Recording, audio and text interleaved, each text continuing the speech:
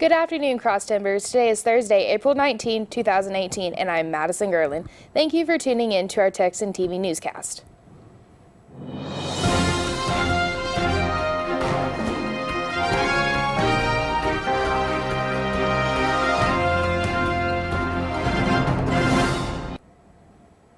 In campus news last week, Tarleton's Gay Straight Alliance hosted the first annual drag show on campus.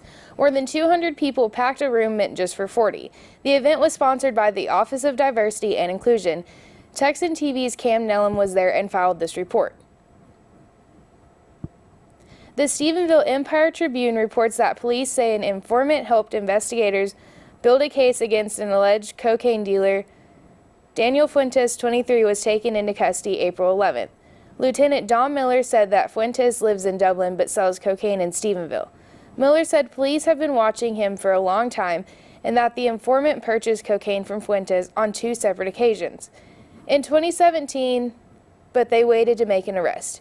He said police were working several cases at the time and didn't want to risk revealing our informant. Fuentes has a criminal history dating back to 2012, according to the Empire Tribune. He has been arrested at least 11 times, charged with drug possession, disorderly conduct, driving without a license or insurance, assault on a public servant, DUI, and escape from custody. He has been charged with manufacturing/delivery of a controlled substance and is being held at the Erath County Jail on a $100,000 bond. And now today's Texas national and international news from the Associated Press. DeAndre Dork has been found guilty in a 2016 child abuse case in San Antonio in which 2 young children were found in a backyard bound by their ankles and wrists. According to testimony, the 4-year-old girl and 3-year-old boy were tied so tightly that they could barely move. The Associated Press reports that the Bexar County jury deliberated about 2 hours Wednesday in San Antonio before finding him guilty of 2 counts of injury to a child. Jurors could sentence him up to life in prison. President Donald Trump says that he is doing everything possible to make an upcoming meeting with North Korean leader Kim Jong-un and a worldwide success. AP News has more.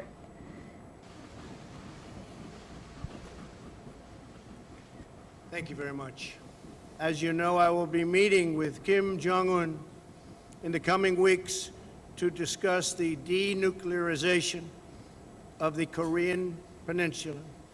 Hopefully that meeting will be a great success, and we're looking forward to it. It would be a tremendous thing for North Korea and a tremendous thing for the world.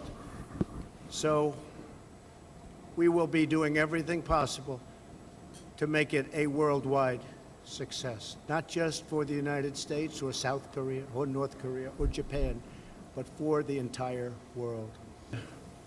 Shinzo, you have worked very hard along with us and all of our people, and we thank you very much. And we're with you. And you're a lot closer than we are, but we're working on this together. Okay? Thank you very much. Thank you very much.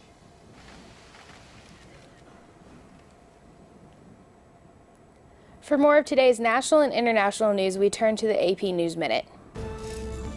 This is AP News Minute. President Donald Trump says his upcoming summit with North Korean leader Kim Jong-un is not a sure thing. Speaking at a news conference Wednesday night, Trump said he could still pull out of the meeting if he feels it's, quote, not going to be fruitful. The meeting is expected to take place in June. A venue has yet to be decided. The FAA is ordering inspections on engine fan blades like the one that snapped off a Southwest Airlines plane Tuesday, leading to the death of a woman who was partially blown out a window. The announcement comes nearly a year after the engine's manufacturer recommended the additional inspections. A 4.4 magnitude earthquake in central Indonesia killed at least 3 people and damaged more than 300 homes. Disaster officials have declared a 2-week emergency for the affected area. And Cuba is swearing in a new president, marking an end to nearly 6 decades of Castro rule in the country. Raul Castro stepped down Thursday and handed the reins to 57-year-old Miguel Mario Diaz-Canel. Kelly Daschle, Associated Press, with AP News Minute. In the midst of a tough series against the Golden State Warriors, the San Antonio Spurs are facing a greater loss outside the game of basketball. Erin Popovich, wife of legendary NBA coach Greg Popovich, has died at the age of 67. The couple has been married for 4 decades and have 2 children and 2 grandchildren together.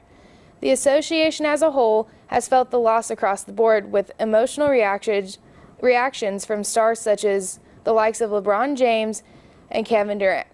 Coach Popovich ran the Spurs practice on Wednesday, but if he misses Game 3, the assistant coach will lead the team in the playoff game. For today, the National Weather Service predicts a high of 72 with a low 48, with winds up to 15 miles per hour. This has been a production of the Texan TV News, a product of the Texan News Service from the Tarleton State University campus in Stephenville, Texas. Watch us live on Apogee Channel 2.1 in the dorms at 12:30 weekdays if you live off campus. Tune in to Northland Cable Channel 9.